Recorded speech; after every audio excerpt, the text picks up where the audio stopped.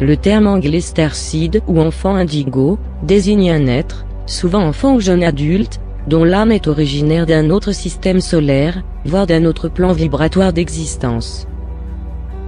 L'arrivée des indigos s'est faite par vagues, dans les années 60, 70, 80 et 2000. La plupart des indigos sont aujourd'hui adultes bien qu'il y ait encore des indigos qui naissent aujourd'hui. Dans les milieux spirituels, sont également souvent évoqués ce que l'on appelle les enfants cristal ou arc-en-ciel, qui correspondraient aux toutes dernières générations nées, d'enfants représentatifs de la nouvelle conscience nécessaire à la création de la nouvelle Terre. Dans cette vidéo, il n'y a pas de notion de valeur supérieure ou inférieure. Nous sommes un, et nous passons chacun par des étapes. Il ne s'agit pas là de mettre encore de nouvelles étiquettes, qui diviseront encore plus les êtres humains, mais de comprendre véritablement qui nous sommes, et ainsi de pouvoir libérer énormément de personnes qui se sentent extrêmement mal et incomprises, du fait de ces caractéristiques, qui sont difficiles à vivre dans notre société actuelle encore trop peu évoluée spirituellement. Également, veuillez noter que cette description a volontairement été très simplifiée afin de permettre l'accès à ces informations pour les personnes débutant leur éveil spirituel, ce qui est primordial. Les indigos sont intelligents, ils expriment fortement leur volonté, sont rapides, intuitifs, refusent souvent les attitudes autoritaires, et sont souvent doués pour la technologie.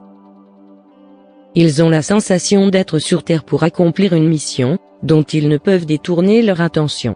Ils se sentent différents, étrangers à ce monde, dans lequel ils ont souvent beaucoup de mal à s'adapter, surtout dans leur jeunesse.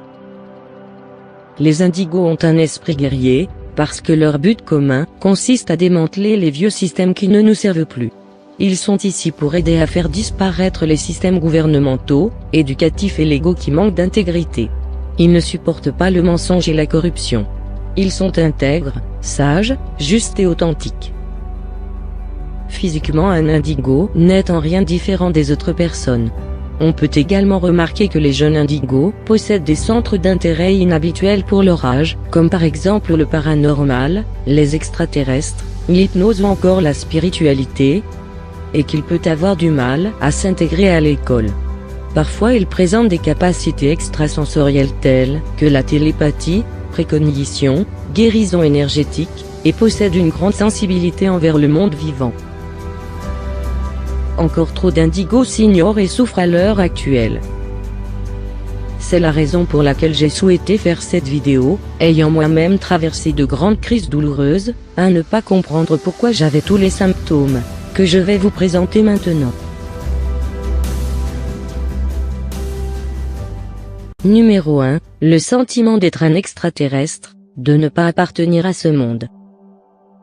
C'est pour moi le point le plus caractéristique des indigos, se sentir étranger à ce monde, le sentiment de ne pas être à sa place et de venir d'ailleurs, d'être extraterrestre, comme il le dira souvent, sans savoir qu'il y a une grande part de vérité dans ses ressentis. L'indigo se sent si différent des autres. Il voit tellement de choses, comprend tellement de choses, qu'il ne comprend pas comment il est possible que les autres ne le voient pas. Il ne comprend pas pourquoi il est ici, parmi tant d'inconscience, de cruauté, de malheur, de manque d'amour, de non-respect de la nature et des animaux qui lui sont si chers. Numéro 2, le sentiment d'avoir une mission. L'indigo a depuis très jeune le sentiment d'être missionnaire, d'être ici sur Terre pour une raison bien précise, même s'il ne peut pas toujours l'expliquer. Souvent, il ne comprend sa mission qu'à l'âge adulte. C'est très douloureux car il se sentira très souvent incompris. Il sent qu'il a quelque chose à réaliser, quelque chose d'important, de tellement important, que c'est la seule chose qui l'intéresse. Il n'arrive pas à vivre comme tout le monde, à se satisfaire d'une vie normale, ni d'un travail qui n'apporterait rien au monde. Les autres peuvent le trouver prétentieux ou bizarre, car il n'arrive pas à vivre comme les autres, à rigoler des mêmes choses, à s'amuser des mêmes choses. Il n'arrive pas à comprendre ceux qui peuvent vivre, sans se poser de questions, ni sans vouloir changer ce qui ne va pas sur Terre. Il sent une force qui le pousse, une sorte de destinée qu'il a, à réaliser sa mission, dont il ne peut détourner le regard. Numéro 3, l'hypersensibilité. L'indigo est hypersensible, Tous ses sens sont hyper développés, ce qui peut le faire énormément souffrir tant qu'il ne comprend pas pourquoi il en est ainsi. Et surtout s'il se compare aux autres humains, et s'il vit dans une société qui n'honore pas la sensibilité mais plutôt la ridiculise. Numéro 4. Ressentir les vibrations. L'indigo se sent très souvent épuisé et vidé psychologiquement quand il fréquente d'autres humains ou des lieux publics. Par contre, il se sent terriblement bien en présence des animaux, qui détiennent une vibration très élevée, comme les chats et les chiens par exemple. Nous sommes avant tout des êtres énergétiques. Nous avons un corps physique, mais aussi un corps astral, éthérique, et de nombreux autres corps multidimensionnels. Nous sommes tous des êtres multidimensionnels et vibratoires. Nous pouvons mesurer la vibration de chacun, de chaque être vivant ainsi que de chaque objet. Les indigos ressentent les vibrations de tout ce qui les entoure, ce qui peut être très déstabilisant lorsque l'on ne comprend pas pourquoi il en est ainsi. Numéro 5. Ressentir de fortes crises d'angoisse face aux séparations. L'indigo étant un être d'amour pur, il ne supporte pas la séparation avec les êtres qu'il aime.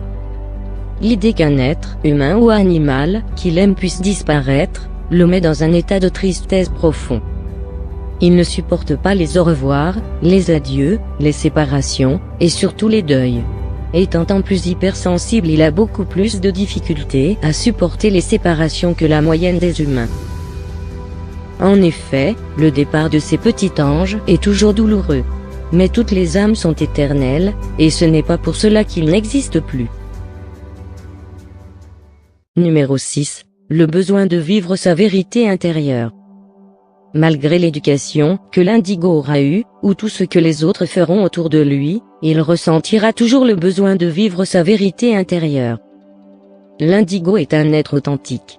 Il ne supporte pas les faux semblants, et voit complètement au travers des phénomènes de société, et de mode, qu'il sait parfaitement bien analyser. Il ne veut vivre selon les idéologies de personne, à part les siennes, ses propres valeurs et propres vérités, même si pour cela il faut aller à l'envers des autres. D'ailleurs, pour ces raisons, il sera très souvent considéré comme différent des autres, tant dans ses choix vestimentaires, que de choix de musique à écouter, d'endroits à fréquenter, et que dans son attitude générale face à la vie, qui sera en général atypique, comparée à la moyenne. Il sera souvent même rejeté par son entourage, dont la conscience est encore trop fermée, et vivant encore trop dans l'illusion de l'ego. Dans le nouveau monde que les indigos préparent, nous serons beaucoup plus conscients de nos pensées et de nos sentiments intuitifs. Les indigos appartiennent à un groupe d'âmes, qui apportent une nouvelle énergie sur la planète. Ce sont des pionniers, dont le rôle est de remettre en question les anciennes façons de faire, d'apprendre, d'être en famille, de les éduquer, etc. Leur but est d'ouvrir le chemin pour de nouvelles façons d'être et de faire.